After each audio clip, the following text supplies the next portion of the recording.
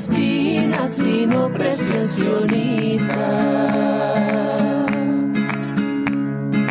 Fuera de nuestra tierra, garras imperialistas, que este pueblo sea. 43 minutos pasan de las 11 y ahora sí tenemos el orgullo como compañeros también de presentar a Ramiro Gigante, periodista argentino, parte de la delegación argentina de la Global Sumo Flotilla. ¿Cómo estás, Ramiro? ¿Qué tal, Daniela? Qué bueno poder comunicarnos ahora. Bueno, el saludo por acá también desde la radio para vos. Y primero preguntarte, ¿cómo estás, no? Desde que llegaron hace un par de días nomás, desde las cárceles de Palestina ocupada, secuestrados por la entidad sionista, por las fuerzas de ocupación, y bueno, recién hace unos días llegados a Argentina. Sí, primero, ahí te respondo. En este momento, acá en Buenos Aires, se está desarrollando una actividad en la Cancillería, y quiero, no dejar de decir y de pedir por la libertad de los 10 secuestrados en el convoy terrestre en Libia. Sé que también está Matías, que es uruguayo, María Paula y Lucas, que son argentinos, y 10 personas de Italia, de otras partes del mundo, no sé si la audiencia, ustedes seguro sí lo saben. Hubo también un convoy terrestre que quería llegar por el Mar Magreb vía Egipto a Gaza, y en Libia fueron interceptados, y en Libia del Este hay 10 personas secuestradas también. Así que, no quería dejar de mencionarlo, y que en este momento se está haciendo un acto en Argentina en la Cancillería, que no ha hecho nada igual la Cancillería argentina, pero ahí está nuestra compañera Cele Fierro, está ahí, y estuve hablando recién con el grupo de la delegación argentina. Es algo que nos toca. Y en relación a la pregunta, sí, nosotros, fuimos interceptados y secuestrados el lunes de la semana pasada. Permanecimos 2 días en un barco prisión, en realidad 2 barcos distintos.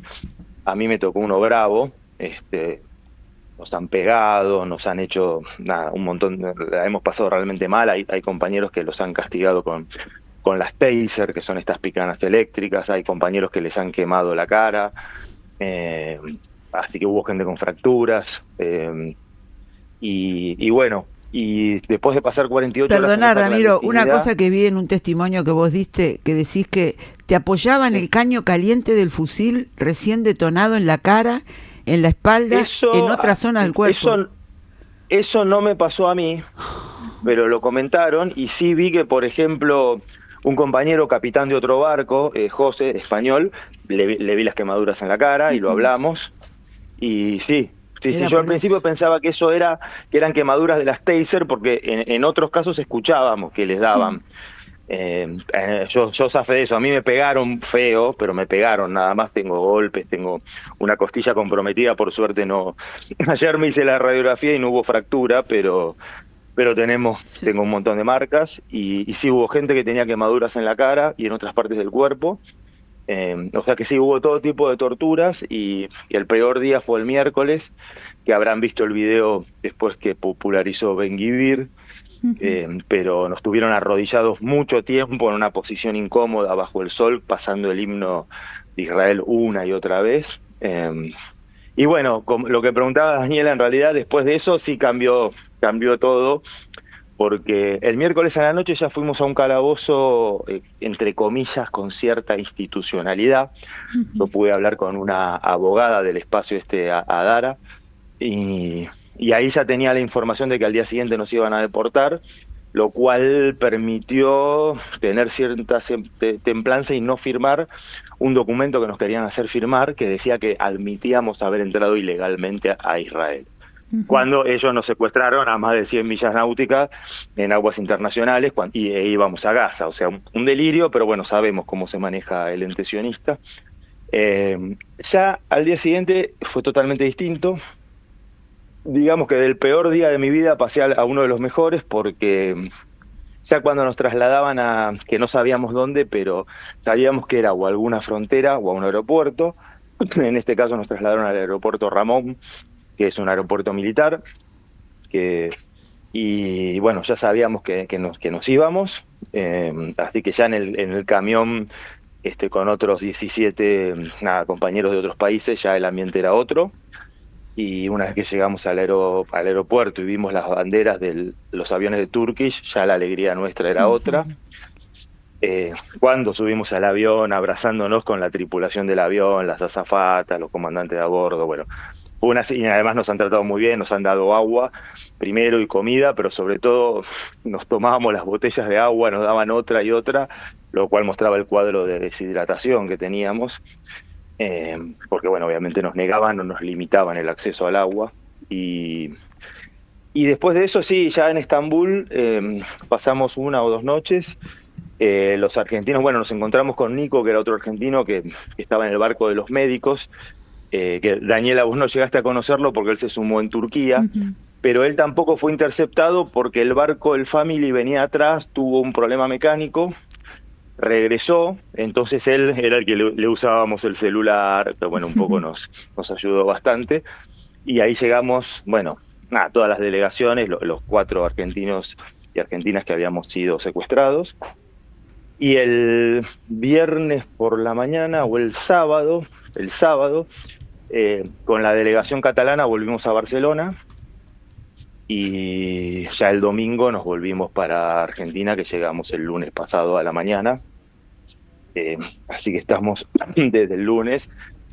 Recuperando, te habrá pasado a vos, Daniela, también, recuperando celular, que tenés que, no sé, validar los tokens de las cuentas bancarias, yo perdí los anteojos, o sea que cuando mando los WhatsApp, por ahí mando cualquier cosa porque no veo, todas las cosas que nos pasan cuando tenemos que recomponer la vida y nos han robado todo, porque es así, ¿viste? Estás en el barco, yo por ejemplo me puse 2 camperas, que era lo que habíamos hablado en todas las, como es los training que hacíamos de intervención, de interceptación, y te sacaron todo y te dejaban en remera.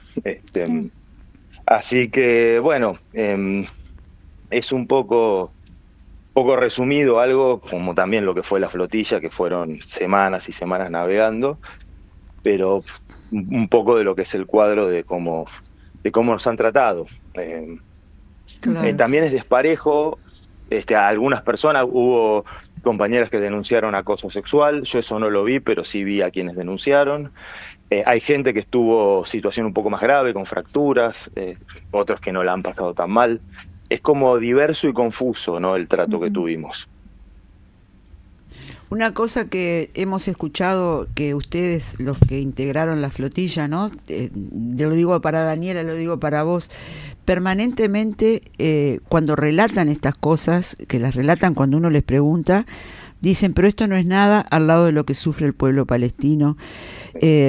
¿Hasta dónde va? ¿Qué profundidad tiene esto? Digo pensando que además ahora Netanyahu dio esta orden de ocupar, de seguir adelante, ¿no? Y seguir ocupando tierras.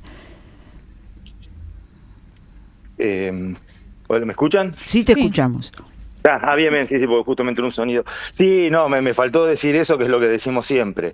Lo que viví yo, lo que vivieron incluso las personas que les pasaron peor que yo, es una muy, muy, muy pequeña muestra, pero muy pequeña, de lo que pasan los más de 9.500 secuestrados palestinos. Yo les digo secuestrados porque están encarcelados o presos sin ningún tipo de institucionalidad, sin una condena firme, sin ninguna justificación, ni nada, ni ninguna acusación de algo que tenga algún tipo de lógica de que estén ahí. Así que sí, es tremendo. Además nosotros sabíamos que esto iba a durar poco porque somos ciudadanos de distintos países del mundo y mientras más tiempo nos tengan ahí, mayor iba a ser el costo político, aunque la verdad que le sale bastante barato a Israel por la complicidad de los gobiernos, pero que la idea de ellos iba a ser sacarnos rápido. Entonces, bueno, se aseguraron de que la pasemos mal, como para darnos este escarmiento, este mensaje, pero sabíamos que no iba a ser largo, y los palestinos no saben cuándo van a salir, seguramente están sometidos a peores tratos, y además vemos que los medios de comunicación, los medios hegemónicos, desde siempre han sido cómplices, porque, por ejemplo, cuando hubo un intercambio de rehenes en octubre del año pasado, o en enero del año pasado, mandaban los corresponsales solamente a Tel Aviv. Entonces vos veías el rehén israelí, que por ahí era ciudadano argentino o uruguayo, que hay varios, sí, y conmovían, y no te decían nada de los miles que soltaban y en qué estado los largaban de los palestinos. que estaban delgados, raquíticos, con un montón de muestras explícitas de tortura. O sea que sí, es tremendo y no se hace, es una muy, muy, muy pequeña muestra de lo que les pueden estar haciendo a los palestinos. Y también, como decía, se están ocupando tierras, sí, la lógica con la que se manejaron, primero en la intercepción y los secuestros de el 29 de abril, donde estaba Daniela, donde estaban los compañeros también uruguayos, otros compañeros argentinos, que fue entre medio de Italia y Grecia, como si fuesen los dueños del Mediterráneo. Y ahora, la lógica esta del documento que nos querían hacer firmar, como que es todo territorio israelí, y con esa lógica están avanzando sobre el Líbano, por ejemplo. Entonces, realmente, y las cosas que nos decían con el tema del documento ese que querían que firmemos, y que todo el tiempo ustedes nos invadieron a nosotros, es una lógica perversa, realmente. Pero bueno, seguimos, a pesar de esto, la flotilla siguió. Creo que uno de los objetivos, a pesar de no haber podido llevar la ayuda humanitaria, yo en mi embarcación había 10 mochilas llenas de útiles escolares, de juguetes, una caja enorme de alimentos, de arroz, pañales para bebés, y bueno, y en otras embarcaciones había todo tipo de insumos médicos y otras, un montón de asistencia. Sí logramos algo muy importante, que es que se visibilice un poco más, porque el cerco que hay es tremendo. Ramiro, vos también, bueno, como militante, como periodista, ¿por qué viste, digamos, la necesidad de participar en la flotilla, de poner pie en la flotilla? Y bueno, y también difundir, ¿no? Más allá también de la participación y de la misión, vos constantemente estabas difundiendo para el exterior lo que estaba pasando, también hablando de Palestina, ¿no? Sí, claro.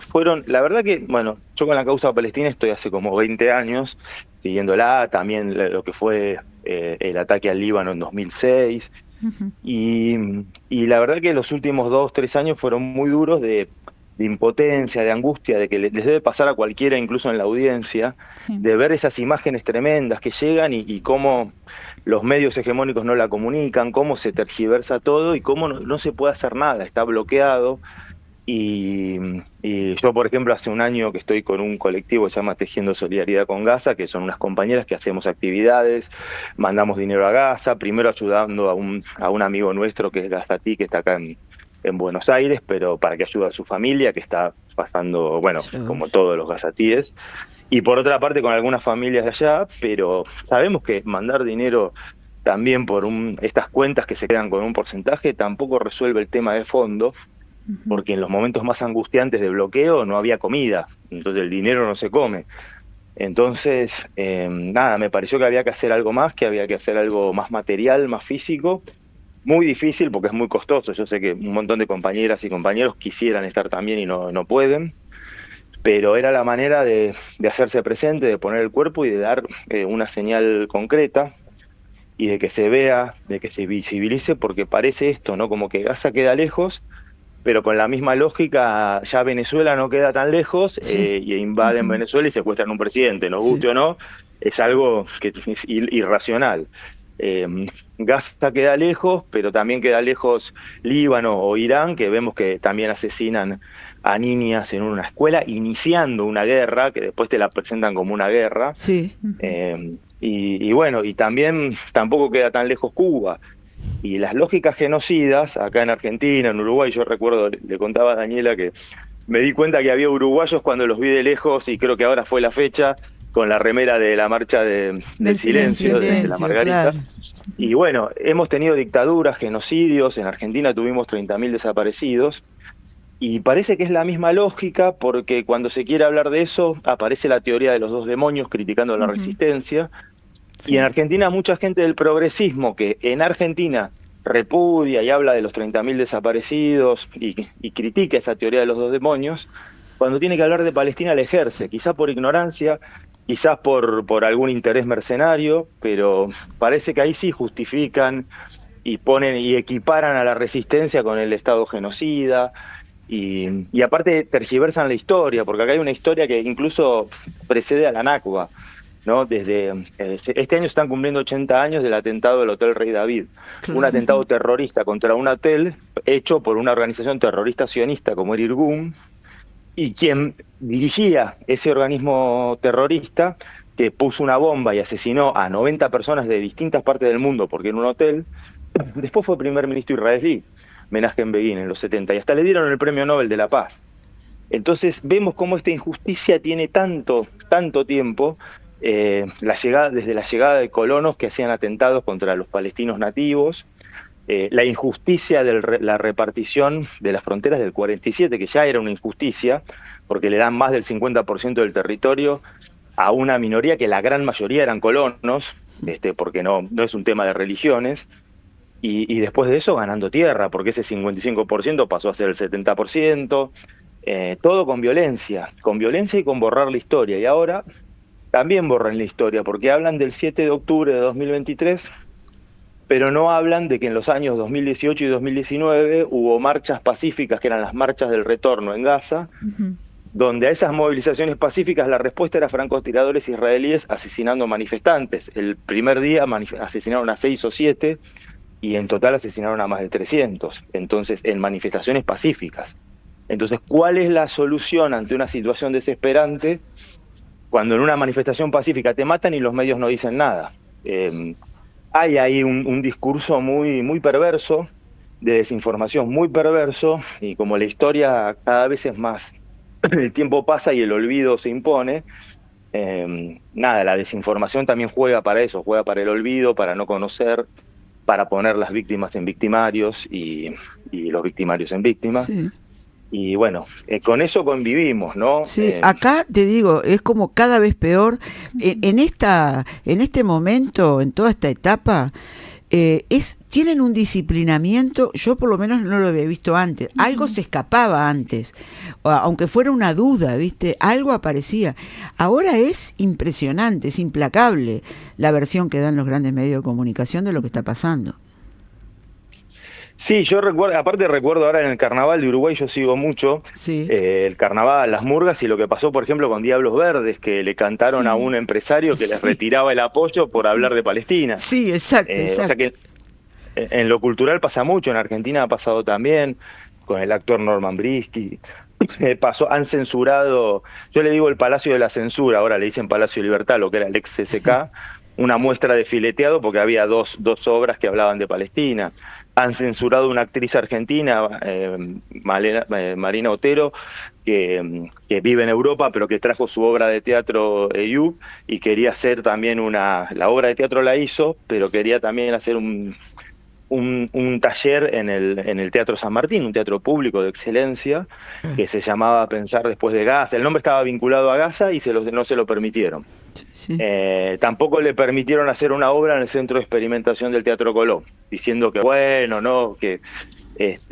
o sea que hay una censura también cultural, artística. Yo tengo mi amiga Ana Contreras, que es docente en La Pampa, estuvo 2 años con un calvario tremendo, porque en el año 2023, que era el aniversario de la vuelta de la democracia en Argentina, en una clase que dio sobre eso, un chico le preguntó por Gaza, y ante la respuesta la denunciaron, cuando lo único que hizo fue hablar desde el derecho internacional, claro.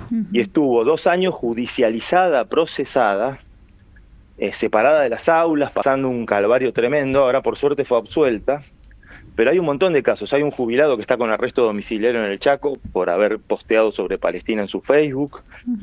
Tenemos el caso de Vanina Biasi, diputada en este momento legisladora porteña, también procesada por haber hablado de Palestina o por haber tuiteado. Pero por otro lado hay personajes como, yo digo, esta bolsa de excremento llamada Carlos Maslatón, que es un sionista explícito, que ha dicho que bien muertos estaban los 70.000 muertos palestinos, incluyendo 20.000 niños, y lo tuiteó, y no solo no recibió ninguna sanción, sino que lo siguen entrevistando los medios. Sí. Entonces, porque habla de criptomonedas y de no sé qué. Entonces ahí vemos, Sergio Picholz, ex vicepresidente de la DAIA, también dijo no hay civiles en Gaza, justificando que asesinen niños. Y eso sí pasa, nadie denuncia eso, nadie denuncia que, por ejemplo, Marcos Galperín, cuyo hermano creo que ha sido presidente de una organización sionista en Uruguay, salió a criticar la construcción de una mezquita, simplemente como que mezquita musulmana es sinónimo de terrorismo. Y nadie dice nada. Entonces hay una situación de discriminación, de racismo, de censura con este tema que es tremenda. y que se meten todo, incluso en los sindicatos de prensa, porque deberían defender más a los periodistas para que puedan comunicarlo. Claro. Exacto, exacto. Yendo a lo que fue y es la flotilla, pareciera la idea de que se mantenga la misma estrategia, ¿no? De seguir, bueno, los corrieron a los primeros, siguieron los que pudieron, después los pararon a ellos, a ustedes, se sigue por tierra. ¿Cuál es la idea? ¿Cómo seguir con lo de la flotilla? Bueno, te cuento, porque ha habido muchas discusiones.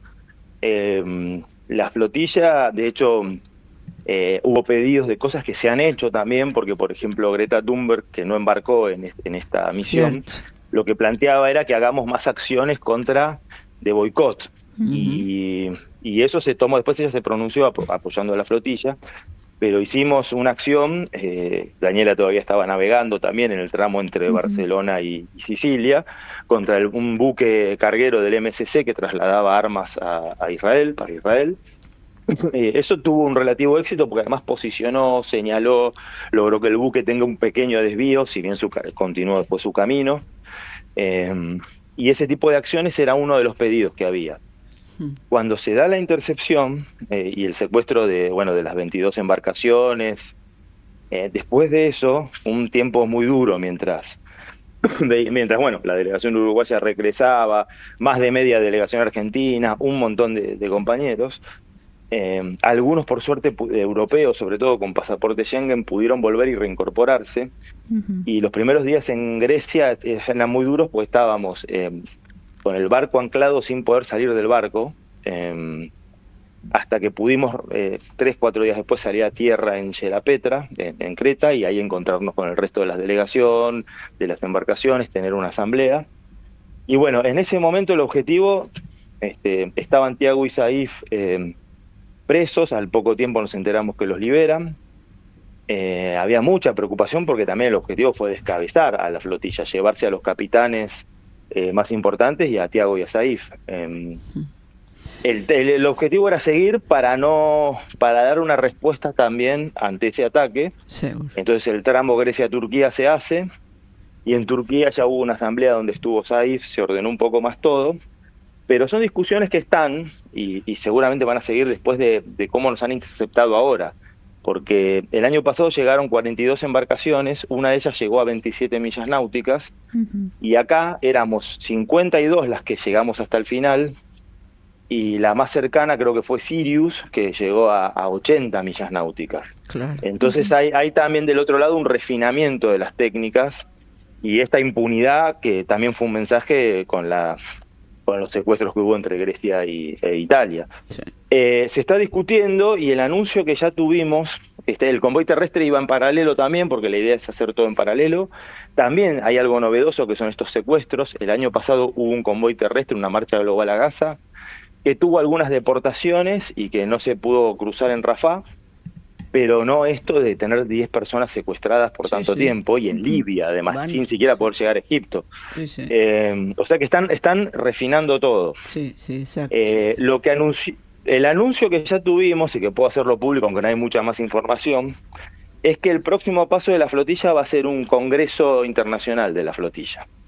Es algo muy necesario, porque de tanta acción directa, de tanto poner el cuerpo que es necesario, a veces cuando se hacen muchos congresos y no se toman decisiones, no aporta mucho, pero acá resulta que de tantas acciones y decisiones que se han tomado rápido y que se han hecho cosas concretas, quizás necesitamos esto de parar la pelota, pensar, y acá también aparece esta necesidad de los argentinos, los uruguayos, los brasileños, los sudamericanos, de juntarnos también. Estuvimos charlando algunas cosas ahora después de la vuelta, porque de ir teniendo esto que es la Global Sumud, es como una gran agrupación global, que quizás el próximo paso no sea otra flotilla, quizás sea acciones navegando contra los barcos que circulan con armas, quizás sean acciones en tierra. Eso se discutirá seguramente en ese congreso, y quizás también podamos tener iniciativas desde otras de las delegaciones latinoamericanas, ¿no? Esto es un espacio abierto. El año pasado yo recuerdo haberlo entrevistado a Ezequiel Perezini, que también estuvo acá y también fue interceptado en el 29 de abril, y él nos decía eso, el próximo paso no sabemos si va a ser otra flotilla, si va a ser un encuentro, y bueno, terminó siendo otra flotilla con el convoy terrestre, pero seguramente hay mucho análisis y seguramente circularán ideas que yo no creo que esta haya sido la última misión náutica, pero es probable que haya otras acciones que sean previas a la próxima misión de la flotilla. Está bien. Que seguramente se va a hacer, pero es una intuición mía, pero es un poco también lo que venimos hablando, especulando, sobre todo después de esa asamblea que hubo en Turquía, donde anunciaron este congreso. Bien, tenemos que ir redondeando porque ya nos pasamos de hora nosotros, pero desde Buenos Aires Maite pregunta, pide que te preguntamos si ustedes fueron entrevistados o nombrados por algún medio allá en Argentina de los supuestos piolas, dice, tipo C5N o Página 12. Bueno. Mira, te cuento, con C5N yo vivo acá, en este momento le estoy hablando a la vuelta de C5N, a 2 cuadras vivo de C5N. C5N ha sido cómplice del sionismo también, con un discurso más lavado, como medio progresista, pero no, el año pasado hicimos movilizaciones, así como en Uruguay está la Coordinación por Palestina de Uruguay, acá en Argentina está el Comité de Solidaridad con Palestina, y en agosto, por ejemplo, hubo 2 movilizaciones que tuvieron 10.000 personas casi, y C5N no solo no las cubrió, sino que no las difundió. Sí. Con mis compañeras que hacemos actividades por Gaza hicimos una acción de visibilización en la puerta del canal con gigantografías cuando habían asesinado a 5 periodistas en un día. Sí. Y uno de esos fue a Anas al-Sharif, el de Al Jazeera. Sí. Y con algunos periodistas interactuamos, pero no bajaron con un móvil a cubrir lo que pasaba en la puerta del canal. Y después de eso, C5N, por ejemplo, separó a la periodista Silvina Sterin Pencil, que es la corresponsal en Nueva York, era de C5N, porque era una de las pocas que hablaba de Palestina. Claro, vivía en otro país, en otro contexto, claro. Y las separaron, y ni la comisión interna del sindicato de prensa de Cipreva, que tiene una comisión interna de C5N, hizo nada, y quedó totalmente impune. En los medios solamente hablan, ¿sabes cuándo? Pasó con una amiga mía que estaba en una pileta en Parque Norte y la fueron a entrevistar para hablar del verano y tiró el tema Palestina, el tema de la empresa Mekorot que está con el agua, y el tipo no sabía cómo cortarla. Seguro. Ese tipo de acciones. Le coló el tema. ¿Y en Página 12? Claro, pero no... Vi muy poco. En Página 12 alguna vez leí un artículo de Rodolfo Jansson, que es abogado de la Fundación Hin Rajab, yo también lo he entrevistado, pero muy poco. En AR24, que es el canal flamante de Página 12, tampoco he visto mucho. Algún que otro artículo. A nosotros no nos llamaron, a mí no me llamaron. Sí han aparecido, que es algo muy novedoso, algunos streaming masivos de perfil progresista o radios como Futurock que no decían nada de Palestina. Nobleza obliga, ayer lo entrevistaron a Lautaro, pero también la flotilla tiene otro encanto, te hablan del mar Mediterráneo, por eso es fundamental cuando te preguntan eso, o cuando me preguntan a mí por la prisión, decir peor la pasan, como bien hiciste vos, agregándolo, los palestinos, porque parece que bueno, sí, es lindo, gente de todo el mundo navegando por el mar Mediterráneo, pero a veces omiten el para qué. Exacto. Está bien. Bueno, quedamos en contacto, ¿no? Podemos seguir conversando en el tiempo que viene. Te está saludando la gente, felicitando y deseando mucha fuerza. Ahora vamos a leerle a los oyentes, pero hablan de una oyente maga, dice: la angustia y la impotencia es enorme, todo el afecto del agradecimiento para Ramiro, Daniela y a toda la 36 por el compromiso constante y ponerle el cuerpo a esta causa tan dura, y manda abrazo grande. Ahora después leemos alguno más, pero te agradecemos mucho por tu participación, un abrazo grande. Bueno, yo lo mismo con ustedes, con las radios y los medios que sí son consecuentes con esto, y es fundamental que toda la población en las redes, en todos lados, comunique lo que muchos medios no comunican. Así que bueno, les mando un abrazo a todas, todos, a todos, ahí a ustedes en el piso, a Daniela, compañera de la flotilla también. Y bueno, como dicen ustedes, vamos arriba. Vamos arriba. Muy bien, abrazo grande, un abrazo grande, Ramiro Giganti.